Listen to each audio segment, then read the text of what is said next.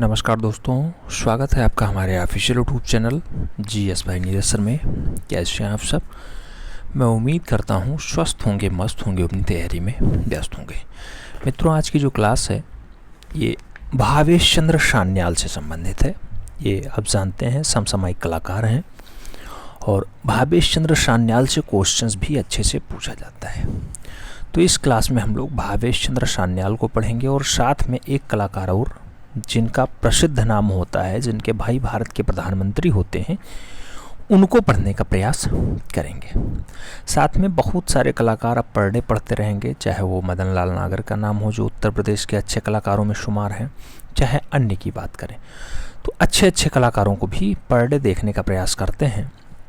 फ़िलहाल आज की इस वीडियो में हम लोग इन्हें देखने का प्रयास कर रहे हैं, तो हमें उम्मीद है कि आप लोग पेन पेपर उठा लिए होंगे। आइए देखते हैं। अगर बात करें भावेश चंद्र सान्याल की, तो भावेश चंद्र सान्याल का जन्म कहाँ पे होता है? धुबरी, असम में मूल रूप से इनका जन्म होता है। धुबरी, असम। अच्छा, असम कहाँ पे है? आप जानते हैं कि असम पूर्वोत्तर भारत वाला बेल्ट होता है। असम, मेघालय, त्रिपुरा, मिजोरम, ये सब डाटा अरुणाचल प्रदेश वाला जो बेल्ट है यही आता है असम के अंतर्गत। तो भावेश चंद्र सान्याल का जन्म 22 अप्रैल 1902 को धुबरी, असम में होता है। भावेश चंद्र सान्याल ने शिक्षा कहाँ से ग्रहण की है? तो आप जानते हैं जहाँ पे बंगाल शैली चलती है, निकोलोकाता, वहीं से मूल रूप से भावेश चंद्र सान्याल शिक्षा ग्रहण करते हैं। भारत के अच्छे जो है कलाकारों में से एक रहे हैं।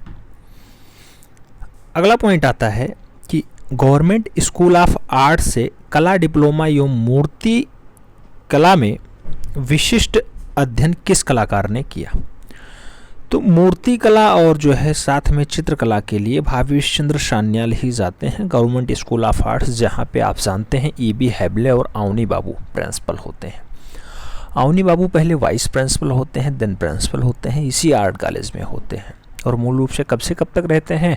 1905 से लेकर के 1915 तक मूल रूप से अवनी बाबू वहाँ पे एज अ प्रिंसिपल के रूप में रहते हैं। उसी कॉलेज से डिप्लोमा करते हैं। आगे बात किया जा रहा है कि भावेश चंद्र सान्याल की शिक्षा पूर्ण होने पर भावेश चंद्र सान्याल कहाँ चले जाते हैं? तो लाहौर चले जाते हैं। लाहौर पाकिस्तान वाला बेल्ट होता है, लेकिन उस टाइम पाकिस्तान का जन्म ही नहीं हुआ था, तो इसलिए लाहौर लिखा हुआ है, लाहौर चले जाते हैं। Mayo college of arts and craft Lahore में B.C. सान्याल 7 वर्ष तक प्राचार्य पद पर आसीन रहते हैं। कितने सालों तक काम किया है? 7 सालों तक कार्य किया है। कहाँ पे? Mayo college of arts and crafts Lahore. कौन? भावेश चंद्र सान्याल। वही भावेश चंद्र सान्याल जिनका जन्म 22 अप्रैल 1902 को धुबरी, असम में होता है। आगे B.C. सान्याल ने लाहौर में सान्याल स्टूडियो नामक कला स्कूल की स्थापना की थी। हाँ, सान्याल स्टूडियो कहाँ खोला गया था? तो लाहौर में खोला गया था। किसके द्वारा खोला गया? तो भावेश चंद्र सान्याल के द्वारा खोला गया था। B.C. सान्याल ने दिल्ली पॉलिटेक्निक में विभागाध्यक्ष और सलाहकार भी रहे हैं। लाहौर जाते हैं, लाहौर में 7 साल तक प्रिंसिपल रहते हैं। दिल्ली पॉलिटेक्निक कॉलेज में जो है विभागाध्यक्ष रहते हैं, उसके सलाहकार भी रहते हैं। भावेश चंद्र सान्याल के कला गुरु कौन थे? तो याद रखना है पर्सी ब्राउन और J.P. गांगुली मूल रूप से भावेश चंद्र सान्याल के कला गुरुओं में से एक रहे हैं। पर्सी ब्राउन और J.P. गांगुली का संबंध रहा है मूल रूप से भावेश चंद्र सान्याल के जीवन में। भावेश चंद्र सान्याल गरीबों, उपेक्षितों, भिखारी, आश्रयहीन आदि का दृश्य चित्रण बहुत अच्छे से बनाते थे। तो भिखारी, आश्रयहीन हो, उपेक्षित हो, गरीब हो, इनको दर्शाने का काम भावेश चंद्र सान्याल ने बखूबी किया है। भावेश चंद्र सान्याल ने प्रकृति को अपने मन की आंखों से देखा तथा द्रुत गति से चित्रित भी किया है। तो प्रकृति को अपने मन की आंखों से किसने देखा है? भावेश चंद्र सान्याल ने देखा है। जैसे प्रकृति को देखा है, सेम टू सेम जो है चित्रित करने का काम भी भावेश चंद्र सान्याल का रहा है।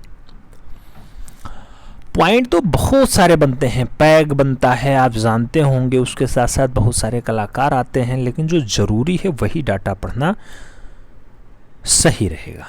अगला पॉइंट आता है कि रंगों के विविध प्रयोग से सान्याल दर्शक के मन में रंगों को इंद्रधनुषी बनाना चाहते हैं। तो रंगों का बहुत सारा प्रयोग, विविध प्रयोग मूल रूप से किसने अपने चित्रों में किया है? तो वो काम भावेश चंद्र सान्याल का रहा, यानी वीसी सान्याल का रहा है। आगे, बीसी सान्याल तैल व जल रंग दोनों में कार्य किए हैं। हाँ, बिल्कुल किए हैं। 1929 ईस्वी में बीसी सान्याल कांग्रेस अधिवेशन के समय कोलकाता से लाहौर आते हैं। 1929 में मूल रूप से ये मेयो कॉलेज ऑफ आर्ट्स के प्रिंसिपल के रूप में कार्य करने आते हैं। आप जानते हैं 1902 में इनका जन्म होता है। ये मात्र 27 साल की उम्र में मेयो कॉलेज ऑफ आर्ट्स के प्रिंसिपल बनते हैं। लगातार 7 सालों तक यहाँ सेवाएं देते हैं। भावेश चंद्र सान्याल लाला लाजपत राय की वस्ट साइज मूर्ति भी बनाते हैं। आप जानते हैं प्रख्यात मूर्तिकार भी रहे हैं। तो किसकी मूर्ति? लाला लाजपत राय की वस्ट साइज की मूर्ति किसने बनाई? भावेश चंद्र सान्याल के द्वारा बनाई जाती है। केंद्रीय ललित कला अकादमी के सेक्रेटरी तथा चेयरमैन के रूप में कार्य किसने किया है? तो केंद्रीय ललित कला अकादमी, जिसे आप जानते हैं कि मूल रूप से किसने एस्टेब्लिश किया, उसको एस्टेब्लिश करने का काम देवी प्रसाद राय चौधरी कर रहा है, जो पहले अध्यक्ष बनाए जाते हैं।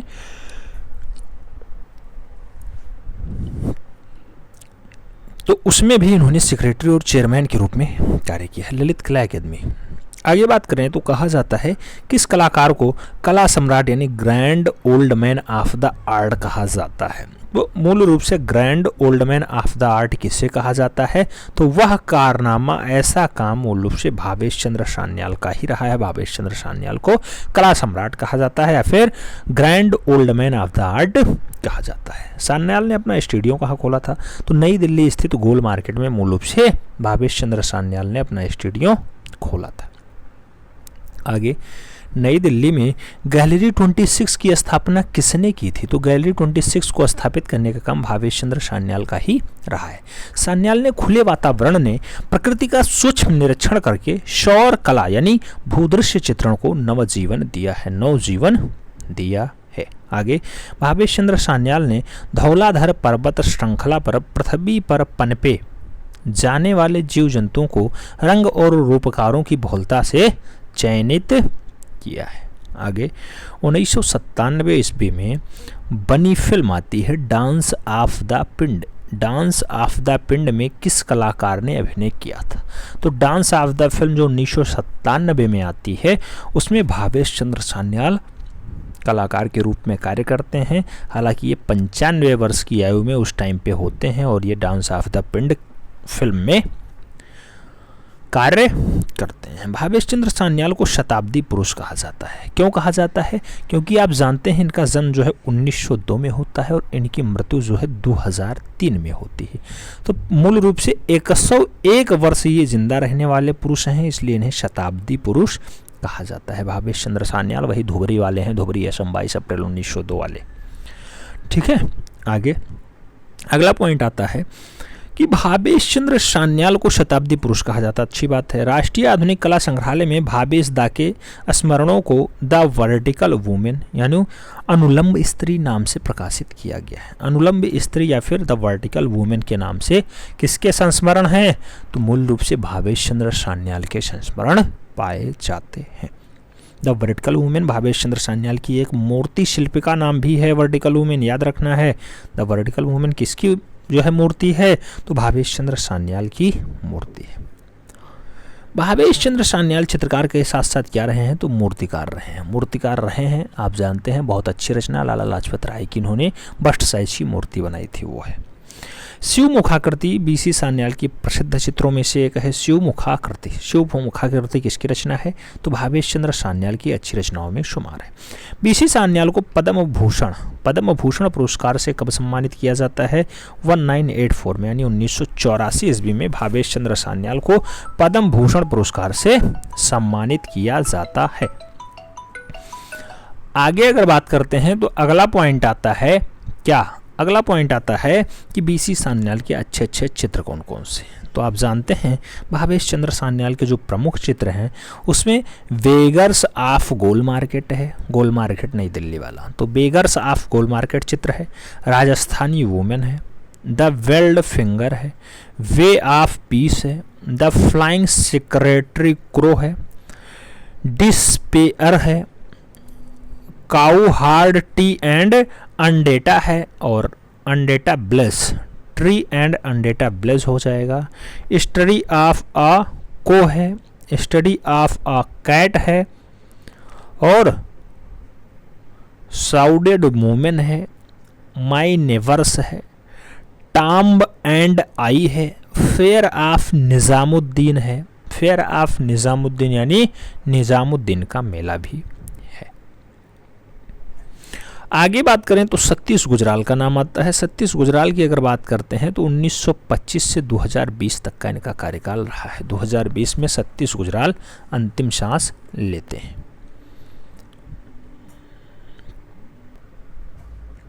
अगर सतीश गुजराल की बात करते हैं तो सतीश गुजराल 25 दिसंबर 1925 ईस्वी को झेलम पंजाब में मूल रूप से इनका जन्म होता है।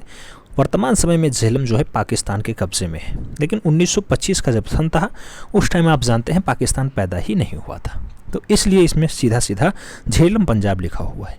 आगे बात करते हैं 10 वर्ष की उम्र में सतीश गुजराल अपनी श्रवण शक्ति खो चुके थे। श्रवण मतलब होता है सुनने की शक्ति, तो सुनने की शक्ति कौन खो चुका था? सतीश गुजराल जी खो चुके थे। प्रारंभिक शिक्षा के पश्चात अपने Mayo school of arts Lahore से कला डिप्लोमा कौन करता है? तो प्रारंभिक कला शिक्षा के पश्चात मूल रूप से लाहौर कला, जहाँ पे अभी आप जानते हैं भावेश चंद्र सान्याल 7 साल लगातार प्रिंसिपल रहते हैं, वहीं से आगे चल करके सतीश गुजराल जी जाते हैं और क्या करते हैं, वहाँ से कला में डिप्लोमा करते हैं। आगे सतीश गुजराल ने रेखांकन चित्रकला, मूर्तिकला, वास्तु आलेखन, ग्राफिक डिजाइन और एनग्रेविंग प्रशिक्षण प्राप्त करने के लिए जाने जाते हैं। तो रेखांकन चित्रकला, मूर्तिकला, वास्तुकला ऐसा कार्य मूल रूप से किसने सीखा है? तो ये सारे के सारे कालों में सिद्धहस्त रहे हैं सतीश गुजराल जी। आगे 1952 ईस्वी में आप 2 वर्ष की अध्ययन वृत्ति पर मैक्सिमो जाते हैं, यानी मैक्सिको सिटी में जाते हैं 2 साल के लिए अध्ययन के लिए, जहां चित्र संयोजन और स्टोन कार्विंग का अध्ययन खूब अच्छे से करते हैं। तो 2 सालों तक कौन जो है मूल रूप से मास्को रहा है? तो सतीश गुजराल जी रहे हैं। किसके लिए रहे हैं? तो मूल रूप से अध्ययन के लिए गए थे, स्टोन कार्विंग सीखे और चित्र संयोजन को करना सीख के आते हैं। आगे सतीश गुजराल ने चित्रण, सिरेमिक, कोलाज, शीशा, लकड़ी, धातु और मिट्टी में भी बहुत सारे सृजन का कार्य किया है, यानी बहुत सारे चित्रों को बनाया है, उकेरा है, बनाया है, ढाला है। तो ये सब सतीश गुजराल का कार्यनामा रहा है। सतीश गुजराल को 3 बार राष्ट्रीय पुरस्कार ललित कला अकादमी नई दिल्ली से मिल चुका है। 3 बार, एक बार नहीं 3 बार राष्ट्रीय पुरस्कार से नवाजे जा चुके हैं। 1956, 57 और 75 ईस्वी में मिले तीनों राष्ट्रीय पुरस्कारों में से 2 चित्रकला में तथा 1 मूर्तिकला के लिए पुरस्कार इन्हें मिला है। आगे म्यूरल के क्षेत्र में गुजराल को विशिष्ट प्रसिद्धि मिलती है। म्यूरल होता है दीवालों पे चित्रण, और दीवालों पे चित्रण के लिए सतीश गुजराल सिद्धहस्त माने जाते हैं। आगे अगर बात करते हैं, अगला पॉइंट आता है कि 1984 ईस्वी में सतीश गुजराल को बेल्जियम असेंबली नई दिल्ली को डिजाइन करने हेतु बेल्जियम सरकार द्वारा आर्डर ऑफ द क्राउन प्रदान किया जाता है। आर्डर ऑफ द क्राउन वहाँ का पुरस्कार होता है, वो मूल रूप से दिया जाता है बेल्जियम सरकार के द्वारा। किस सन में? 1984 ईस्वी में। सतीश गुजराल आप जानते हैं 25 दिसंबर 1925 को जन्म होता है। कहाँ पे? झेलम पंजाब में। लेकिन कार्यकारी कहाँ के लिए? दिल्ली के लिए करते हैं। आगे चल करके इनके भाई जो है इंद्र कुमार गुजराल भारत के प्रधानमंत्री भी बनते हैं। 1989 ईस्वी में सतीश गुजराल को the Vinci award of life time achievement Mexico द्वारा प्रदान किया जाता है। The Vinci award for life time achievement 1989 ईस्वी में मिलता है सतीश गुजराल जी को। अगला पॉइंट आता है 1999 ईस्वी में सतीश गुजराल को भारत सरकार द्वारा पद्म विभूषण से अलंकृत किया जाता है। क्वेश्चन पूछा जाता है पद्म विभूषण कब मिला? तो 1999 में मिला, यानी 1999 ईस्वी में पद्म विभूषण से भी सम्मानित होते हैं। 2004 में ललित कला रत्न से राष्ट्रीय ललित कला अकादमी नई दिल्ली द्वारा सम्मानित किया जाता है। किसे? तो 2004 में सतीश चंद्र गुजराल को ललित कला के रत्न अवार्ड से भी सम्मानित किया जाता है।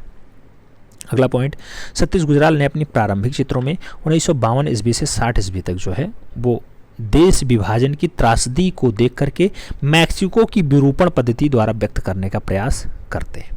सतीश गुजराल 1949 ईस्वी में एक चित्रित बहुत जो है चर्चित पेंटिंग रहता है मातम। मातम कहते हैं मॉर्निंग, तो मॉर्निंग में बिलाप अवसाद और विभाजन की एक गहरी त्रासदी दिखाई देती है। ऐसे चित्र बनाने के लिए सिद्धहस्त हो जाते हैं उस टाइम के लिए। जैसे आप जानते होंगे, अभी भावेश चंद्र सान्याल को आपने पढ़ा था। भावेश चंद्र सान्याल ने गरीबी, उपेक्षित, भिखारी, आश्रयहीन आदि दृश्य बहुत बढ़िया से बनाए थे।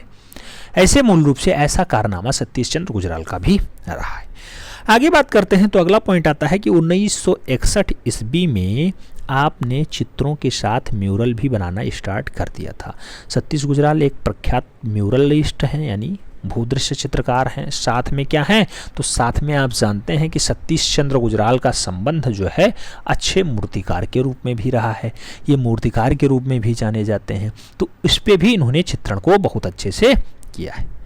सतीश चंद्र गुजराल अमूर्त, त्रिमितीय, यांत्रिक, बिंब और रूपक प्रयुक्त करते हैं। 1970 ईस्वी के पश्चात गुजराल ने अपनी कल्पनात्मक अभिव्यक्ति को म्यूरल तथा समिति कर लिया। मूल रूप से इन्होंने अपनी म्यूरल कला को, सतीश गुजराल ने इसमें इम्बर्ट वुड का प्रयोग खूब अच्छे से किया है। इम्बर्ट वुड का जो है प्रयोग सतीश गुजराल अपने चित्रों में और अपने मूर्तियों में करते रहे। सतीश गुजराल ने म्यूरल के क्षेत्र में काफ़ी काम किया है। याद रखना, दीवारों पे चित्रण के लिए बहुत सारे काम करते हैं। अगला पॉइंट आता है कि चंडीगढ़ की पंजाब यूनिवर्सिटी और दिल्ली के आडियन सिनेमा के म्यूरल 1962 ईस्वी से लेकर के न्यूयॉर्क के वर्ल्ड ट्रेड फेयर 1963 में, ओबराय होटल 64 में, रेलवे स्टेशन नई दिल्ली में 66 में और शिक्षा मंत्रालय 1968 में, मुंबई के ओबराय टावर्स में 1971-72 में और मस्कट के सुल्तान के महल में 1975 में, दिल्ली के हाईकोर्ट 1976 में, मॉरिशस के गांधी संस्थान 1977 आदि के म्यूरल जो है सतीश गुजराल की रचनात्मक व्यस्तता के बहुत बढ़िया गुण माने जाते हैं। तो इतनी जगहों पे मूल रूप से इन्होंने म्यूरल बनाए हैं। आगे बात करते हैं तो कहा जाता है मेरठ में मोदी हाउस, ये 1978 में बनाते हैं। मॉरिशस के गांधी संस्थान 1978-89, नई दिल्ली में मोदी हाउस 1980-82 के बाद 80-83 में नई दिल्ली के बेल्जियम असेंबली में सतीश गुजराल ने कल्पना शक्ति का शिखरतम म्यूरल बनाने का कार्य किया है। आगे बात करें तो अगला पॉइंट आता है कि सतीश गुजराल तांत्रिक लक्ष्यों को आज आधुनिक यंत्रों के संदर्भ में समझाते हुए दिखाई दे रहे हैं। लीला बिंदु, सहस्त्रहार, माया आदि कलाकृतियां जो है यह स्पष्ट करती हैं कि सतीश गुजराल बहुत अच्छे से डिजाइन भी करते रहे हैं। सतीश गुजराल कुछ वस्तुओं की डिजाइन भी किए हैं, जैसे बेल्जियम दूतावास हो गया, नई दिल्ली समर पैलेस रियाद हो गया, सऊदी अरब, गोवा विश्वविद्यालय का प्लान और यूनेस्को भवन नई दिल्ली को मूल रूप से क्या करने का काम किए हैं, डिजाइन देने का काम भी किसने किया है, सतीश गुजराल ने किया है। वही सतीश गुजराल हैं जो 10 साल की उम्र में श्रवण शक्ति यानी श्रव्य शक्ति खो चुके थे। सतीश गुजराल के अच्छे अच्छे चित्र कौन कौन से हैं, तो अच्छे चित्रों में मूल रूप से ट्री ऑफ लाइफ है। ट्री ऑफ लाइफ बहुत अच्छी रचना मानी जाती है। लेजिंग ऑफ हो गया, लेजरियस हो गया या फिर लेजरस हो गया, माउरिंग एंड माउस हो गया, गणेश हो गया, डिसअपेयर हो गया, द कंडेम्ड हो गया, कंस्ट्रक्शन डेज ऑफ गैलोरी हो गया। अल्फ़ाबेट म्यूरल आपकी प्रसिद्ध कलाकृतियों में शुमार है। सतीश गुजराल आप जानते हैं जिनका जन्म झेलम पंजाब में होता है। भावेश चंद्र सान्याल को आपने देखा था 1902 में, जिनका जन्म असम ढोबरी में होता है। दोनों को एक साथ पढ़ने का प्रयास किया गया।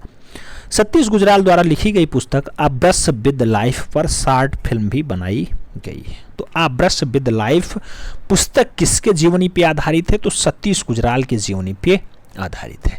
हमें उम्मीद है ये सेगमेंट आपको पसंद आया होगा, भावेश चंद्र सान्याल और सतीश चंद्र गुजराल का। अगले वीडियो में भी किसी खास 2 कलाकारों को पढ़ने का प्रयास करेंगे। मिलते हैं शुरू में, तब तक के लिए जय हिंद।